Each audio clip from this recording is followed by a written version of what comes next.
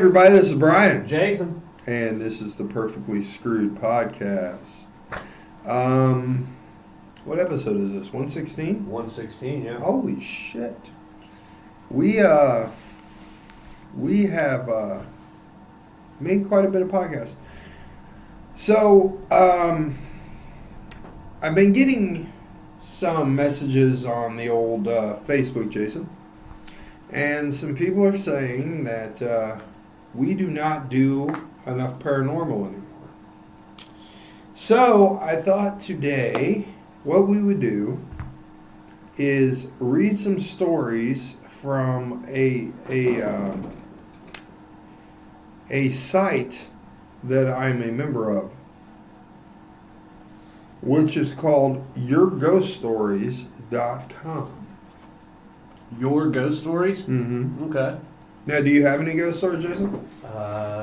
No, not off the top of my head. You've never experienced anything paranormal? It's amazing that you believe in so much paranormal shit and have never experienced any of it. Right. Well, I mean, we have the story in. Right. I mean, you can't discredit the fact, I've used that many times with other people. I've told other people about it. And for all of you who haven't ever seen our episode on the Story Inn on YouTube, go on YouTube and look. But me and Jason were in a room in the Story Inn in Story, Indiana, and we were detecting electromagnetic pulse. And nowhere in the room were we picking up electromagnetic pulse. And then Jason got on a window, and that thing peaked like crazy. And there was nothing near the window. Nothing, no electricity anywhere near. Well, then there was that like...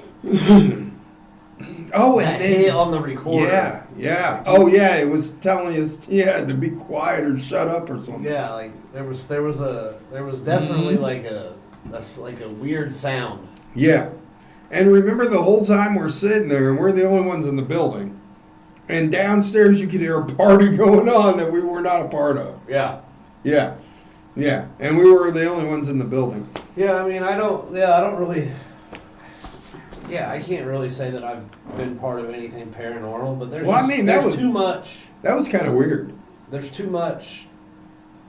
I mean, still... Too many people out there with too many stories for none of it to be true. Well, we got some of the stories right here. This one is by Top Hat. And the title of this is, What is This Entity? And it says, my name is Brooke. This story isn't mine, it's my dad's story. However, my dad is a psychic medium and doesn't lie when it comes to things like this. First of all, when I hear psychic medium, I'm immediately doubtful of everything after that. Yeah. Because, look, okay, I'm sure there are some psychics. And there are some mediums. And I'm not saying all of them are charlatans, but I'm saying quite a few of them are. I'm just putting it out there. Yeah. So anyways. They're tricksters. Yeah. So anyways, Brooke here says, this story involves my dad, who we are just going to call John. And three women who I'm going to call Linda, Janet, and Marie. And that sounds like a penthouse forum letter. Well, my dad, John, and Linda, Janet, and Marie were all drinking one night. And next thing you know, they pulled out the dildo. It's John's asshole. Dear penthouse. Right. So, John, my dad, is the chairman of a theater committee and has been... There we go. Look, he's a medium and a theater committee chairman. Yeah, this guy sounds reputable. Mm-hmm. And has been for the past 4 years. We recently started a youth theater school within the theater, which Linda is the principal of. This is just getting more and more like a penthouse forum. So Linda calls my dad into the office for a meeting. You're going to need a spanking, John. Yes, John, you've been doing bad theater work, haven't you? Okay, so, anyways, back to the story. Janet is a support coach for Marie and is the dance choreographer. We've all known that our theater is haunted for a long time, and every member of the committee has their own ghost story, including me. And this one in particular is the most recent, by far the worst. John, Linda, Marie, and Janet were all in the theater's bar having a meeting about the youth theater. What kind of theater has a bar? First of all, let me interject. I want to go to a theater with a bar. I think the play would be much better if there was drinks involved. Absolutely. Mm-hmm. Well, they were all talking when suddenly Linda and Janet heard two solid bangs coming from the auditorium, which nobody was in since it was only them four in the building at the time. They turned to John and Marie and said, "Did you guys hear that?" To which my dad and Marie said, "No, what was it?" And Linda and Janet told John and Marie what they had heard. Just after they told the other two what had happened, all that was heard next in the auditorium was bang, bang, bangity bang, a bang, bang, bangity bang. Yeah. I bet you there was. John was in the bar, and next thing you heard was bang, bang, bangity bang, bang, bang, bang. But this went on continuously for about 2 minutes straight. Well, John's a minute man. At this point, everyone had heard it and was freaking out. My dad said, "I know that noise. That's the noise that the chairs make, as if someone is folding them upwards, really forcefully." My dad then said, "I'll go and try to replicate the sound of it, and we can see if it is that." So my dad went to the auditorium. As he opened the door, he just heard this whisper like, whoosh, as a gust of freezing cold air hit him. He said it was cold like he had never felt before, deathly cold. It was then this man came charging up to him. John said that this man clearly wasn't human, but instead something trying to appear as a human. This man, Jesus Christ. This man was about 7 or 8 feet tall, and apparently he walked weird. Like as if he had one more pair of legs, but was trying to hide it and appear that he only had 2 pairs of legs. My dad couldn't see any features on it because apparently it was like a black silhouette as this thing came sprinting up to him. It screeched in this disoriented, hellish voice, "Get them out." To which my dad slammed the door in fear. Yeah, I would too, immediately. Now, like I said, my dad is a psychic medium and has been for 15 years. He said he's never been scared before of anything, but this was something else, and that he got a really bad feeling from it. It was at this point that my dad said his spirit guides came forward and that he said every spiritual part of him was telling him to get out of the building as fast as he could. I don't think I need spirit guides to tell me. No. If a black shadow with 4 legs comes running at me telling me to get the fuck out, I don't need spirit guides to tell me to leave. I think it was 3 legs, though. Yeah, but I'm gone. The third leg was the third leg was one that was scaring him. That scared him. Yeah, considering how he was going bang, bang. Linda had already inserted a dildo in his fucking ass. He didn't want another big black dildo. So the dad ran back to the bar to get Janet, Maria, and Linda and said, "We need to get out of here now. No questions. I'll explain outside." So everyone left the theater, locked it up, and got in their cars. Well, he didn't explain much if they're getting in their cars. My dad said as he got in his car, his gatekeeper spirit came back to him. And my dad said he felt like his gatekeeper was limping. Like whatever the entity was inside of the theater, it was dangerous. My dad felt like he needed to go back in the theater and retrieve his spirit guides. But he said he knew better than to trust an instinct telling him to go back towards danger. My dad said his gatekeeper was telling him stuff like, "This creature has been in your house. It has seen your children. And when you go back home, you'll find that your oven is switched on because of it." At this point, everyone then called each other in the group, whilst they drove home, to tell them what had happened. On a side note of the story, my dad does psychic nights at a theater often, and on occasion he took one of the guest mediums around the theater for a tour, and when he got up to the costume attic, they were about to leave the attic, and my dad's friend was saying to him, "John, I can't leave the attic. There's spirits of kids in here, and they're begging for us to please not go. They're terrified." This was a month ago, so my dad was totally confused as to what the spirits were scared of. But after his encounter with the three-legged man, it was three-legged, look at that. Oh, hell yeah. Yeah. He feels that the entity was screeching for them to get them out about these children's spirits. The creature must have been torturing the children in the attic. They don't know what to do now because they're afraid to go back to the theater. However, we've been left no choice since we have the youth theater classes every Saturday. Does anybody have any idea what this entity is? Her dad is planning on doing a ghost hunting night here, but he doesn't want to disturb whatever the thing is. Which sounds to me like he's trying to get publicity. Yeah, if he's a psychic medium, he should be able to talk to the spirit. I know what I'm saying. Right. Well, you know, the third leg causes Yeah, problems. freaking you out. Yeah. So anyways, here's one by a guy named Dazzy Bloop. Dazzy Bloop, Jason. Dazzy Bloop? It's called Haunted Encounter. So on a Wednesday night, it's a girl, Dazzy Bloop. On a Wednesday night, my boyfriend and I went out on a romantic date to a hotel. Yeah, it sounds like a good... Here we go again. Dear Penthouse, my boyfriend and I went out to a romantic date at a hotel. Next thing you know, the maid came in to clean more than just the foyer. Yeah. Okay.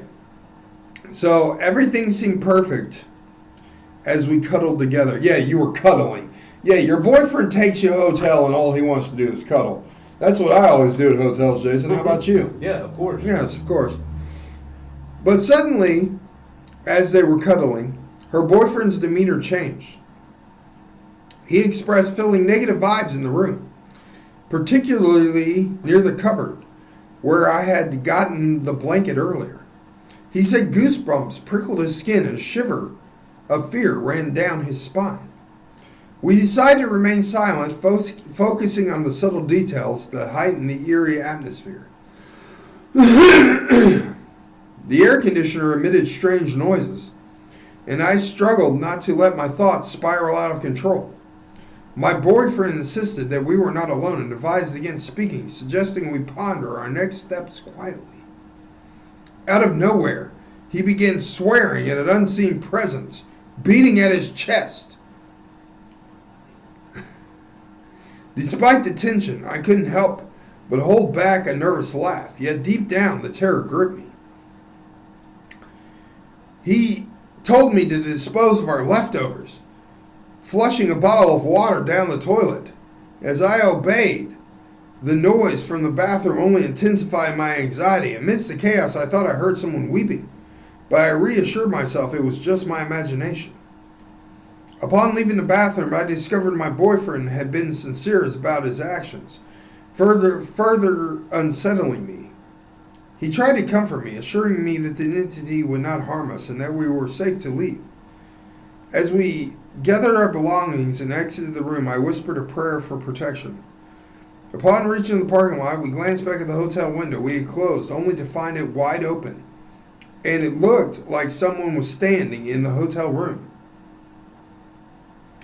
Reflecting on our evening, I recalled a moment earlier when I caught a whiff of a strong perfume along a desolate roadside surrounded only by bushes. Was this the beginning of our encounter of the unknown?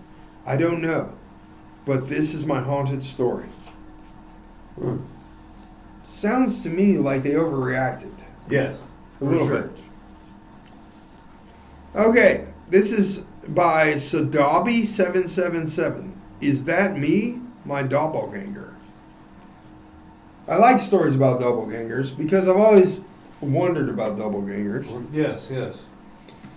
So, originally I am from Laguna, but I am currently renting an apartment in Taguig by myself every weekend. I travel back home in Laguna after my shift. I'm on the graveyard shift. My schedule starts at 2 in the morning. I live in a townhouse, as in we are walls apart, typical townhouse, horizontal setup. When you enter the main door, it's already my living room. A few steps away, you are already in the kitchen dining room. And on your way to the kitchen, to your right, in the steps going to the second floor, is my room. I always leave the lights on because every time I wake up at night, it's pitch black and I can't see a thing. And trust me, it's scary. Usually I'm up before my alarm clock rings. And what I normally do is I cook or perhaps roam around the town on my motorcycle. So it's Friday, last day of work.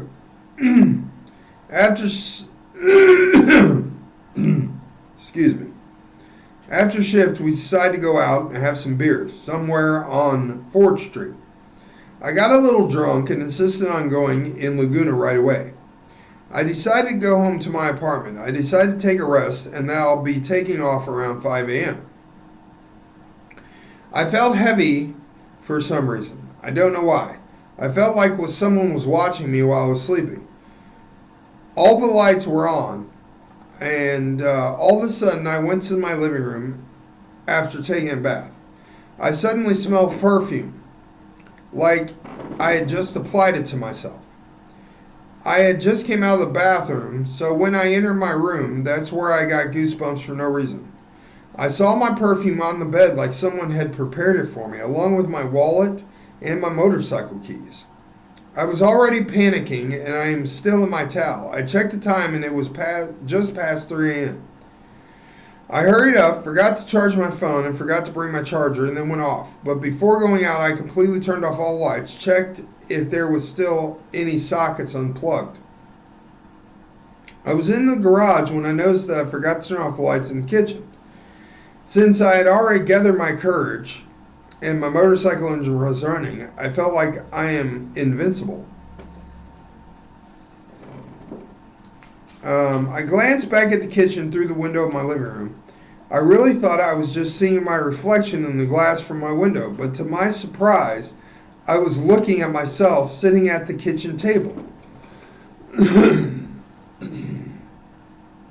I freaked out and started praying and left, just locking my main door. I left in like a race. The next day, I called my landlord and said I'd be living in a different place and asked my brother to accompany me to pick up my stuff. To this day, I have still no idea what was sitting in my kitchen, but it looked just like me. Now, look here. If I'm outside, I turn around and I see my window open, and I see myself sitting in my kitchen, there's a problem. Just saying. And see, I've always wondered if doppelgangers aren't like... I wonder if that's like a time... That could be like a yeah, time like a travel. time travel thing. Yeah.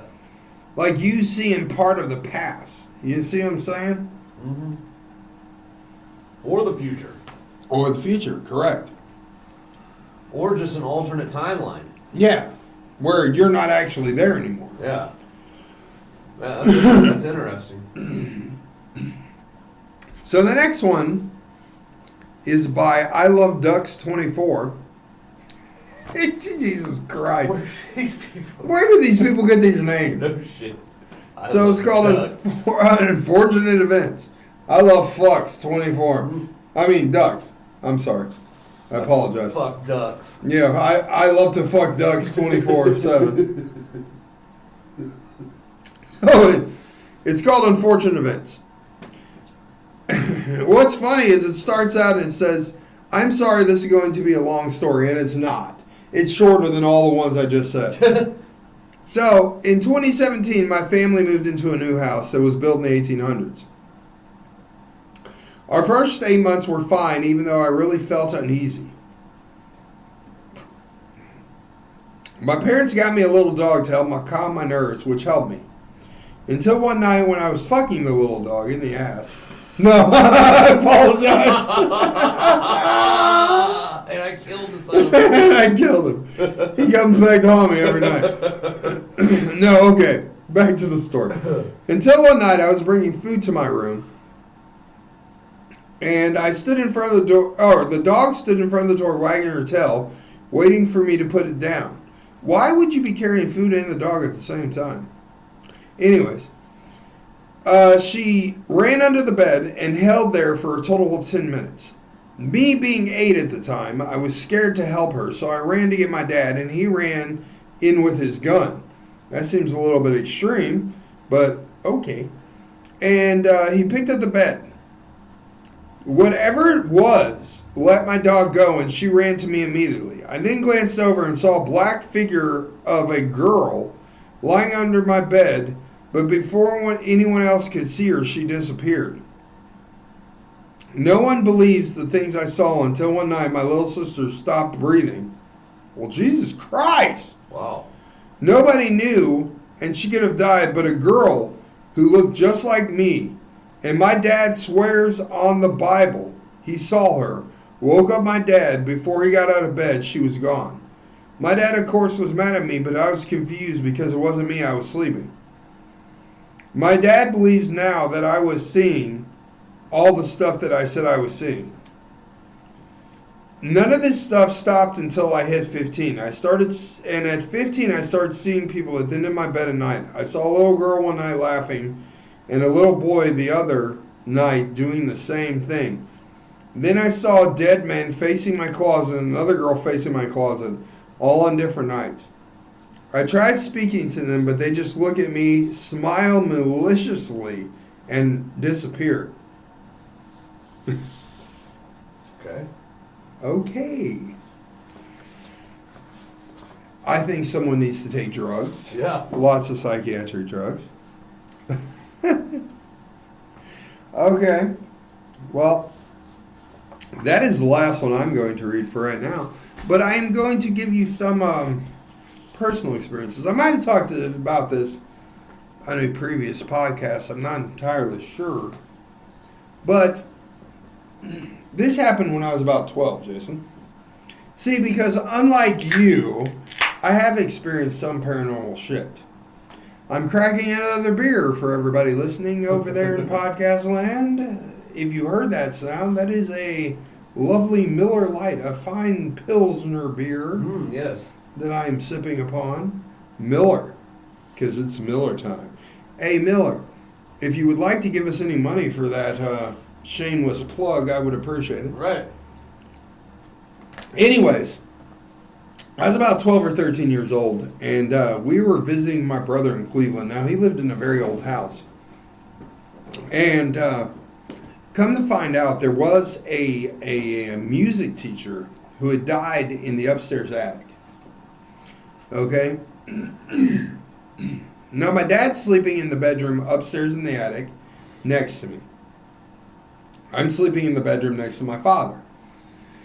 So I was drifting off to sleep when I heard what sounded like someone opening it. Best way I can describe it, it sounded like someone was opening a window.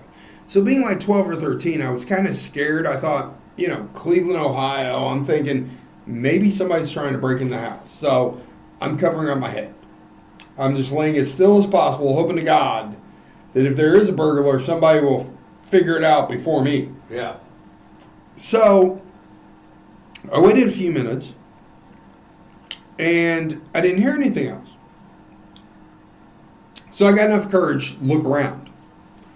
So I pull off the covers really quick, look around, don't see anybody in the room in the dark, turn on the light, search the whole damn room, search the whole fucking attic on the outside of this. Nobody there. Checked on my father. My father is snoring at this point, so I know he's asleep. So I'm like, well, maybe I'm just hearing things, you know. Maybe there's something downstairs, you know, because the rest of my family, my brother, my sister-in-law, my sister, my mom, all them were downstairs. So I'm figuring maybe I just heard something downstairs, right? So I go back in, I lay down, turn off the light. So I'm laying there about ready to go to sleep. It literally sounded like somebody picked up the dresser and slammed the motherfucker through the floor. It hit the floor so fucking hard that it literally shook the house and people downstairs heard it. Really? Now, at this point, all bets are off. Fuck you. I know it's not a burglar. I jumped the fuck up immediately, ran out the room, and ran to my dad's room. My dad's still snoring. My dad didn't hear any of this. I woke him up, and he goes, what the hell is going on? You know, Yeah. da, da, da, da. And I said, dude, you didn't hear that? You know, Dad, you didn't hear that? And he goes, I didn't hear nothing. He's No. like, go back to sleep. Sleep, right? Right. So I go downstairs. Everybody downstairs is like, what is that sound? What the heck is going on up there? I said, I don't know, but I ain't going back up them stairs. I said, I promise to God I ain't sleeping up there tonight. Okay? I never went and slept up there again. No, hell no. No, so I slept downstairs. Funny thing is, my brother had 2 boxers, and these dogs were fearless. Like, they would go, I've seen them go after other dogs, everything, right? Those dogs would not go up that attic stairs. You would put those dogs near the attic, and I saw, witnessed it myself. They would whimper and cry and fucking act like they were going to die. They would not go up there. So That tells you right there was something. yeah, there was something up there. Yeah, Yeah, and that's a personal experience. And let me tell you, that scared the shit out of my ass. I bet. Well, hell, another story that I have, real quick. When I was younger, and I don't remember this because I was real young, but when I was real young, we lived in Cleveland. Okay, we lived in a very old house. And I had what my mom called an imaginary friend. Okay? And I would call him Mr. Ghosty or Mr. White. Right? And I would talk to him all the time. Well, come to find out, an old man in a white shirt died in that house Oh, no that we shit. lived in. Well, funny story is, my dad did not believe in ghosts at this time. This was when I was really young. I was just a toddler, maybe like 4. My dad didn't believe in ghosts. And my mom said there was a ghost in this house. Yeah. My dad said, you're full of shit. You're full of shit. There ain't no ghost in this house, right? So my dad was on a ladder fixing a ceiling fan one day. Okay? My brother was not at home. My mom and me are in the other room. And my mom said that my dad goes, because my mom's name was Toby, he goes, Toby? And she goes, yeah. And he goes, is Ricky here? That's my brother. And my mom goes, no, why? And he goes, where's Brian? Speaking about me. And she goes, he's in here with me. What is your problem? And he goes, come in here. Come in here now. And she came in there and she said he was white as a sheet. And he would not get down off the ladder until she got in there. And my mom asked him what happened. And I guess he was standing up on the ladder. He looked down and he said he saw an old man walk by the ladder in a white shirt. Oh, shit. Yeah. And from that moment on, he obviously... He believed he now. believed in ghosts. Yeah. Yeah. He had no problem after that. Yes. Damn. Yes. That's awesome. Yeah. I thought it was pretty cool. Another story, and this is another personal experience of mine. I was 19. My buddy Jason Nunn, who was one of my best friends back in the day, we were in a cemetery right over here, IOOF. Yeah, Okay, you yeah. know where it is. Mhm. It's right over here. So we were just hanging out. Now, we weren't drinking, we weren't smoking weed, nothing. We were completely sober. And we're in his old celebrity. And we're sitting there with the windows down, listening to a little music, chilling in the graveyard. Just something we did, you know, back in the 90s. Yeah. So all of a sudden, he looks at me, he said, did you hear that? And I said, hear what, man? Because the music was up, so I didn't hear anything. And he goes, hold on. So he turns off the radio. And he said, now listen. And we were real quiet, and I said, I don't hear nothing. He said, shut up, just listen. And all of a sudden, real faint, I heard a voice. I didn't know what it said. And I was like, I did hear something. And he goes, yeah, you heard that, right? And I was like, yeah. And we're sitting there and we're just listening real intently because now we heard something. And then it was a little louder and it said, get out. Very clear, but like a whisper. And I said, did that say get out? And he said, yeah. No, shut up, shut up. And then it was a little louder, get out. And I was like, what the fuck? And he goes, I don't know, dude. He goes, is anybody around here? And we're looking around for somebody. He turned on the headlights, right? Nobody in the graveyard but us. Yeah. Next thing you know, it sounded like it was behind us in the fucking back seat, man. Oh, shit. It was so loud, and it screamed, get the fuck out. And, dude, I have never seen, my buddy Jason's a Mexican. I've never seen a Mexican turn dead white in my life until that day. He started that car, jetted to Marion High School, got out, and he was shaking like a leaf, and he's like, oh my God, you did hear that, right? I said, yeah, I fucking heard that shit. That's crazy. Fuck, it was right behind us, man. Yeah, that shit was scary as fuck, dude. I'm telling you what, so I have heard and seen a bunch of shit. Yeah. And plus, at Story Inn, I know for a fact that we heard people downstairs. Oh, yeah, for sure. There is not a doubt in my mind that there were people downstairs. But the problem is, there was nobody in the building but us. Yeah. Right. And, you know, I told you my wife the next day had a red mark on her face. Yeah. Yeah. She woke up, and I didn't figured smack that was her, from a but cock slap. yeah. No, it was a handprint, and I didn't smack her. Right. So I know something smacked her, but it wasn't me. Yeah, that's wild, man. But anyways, hope you enjoyed this episode, and we will see you next time. Later.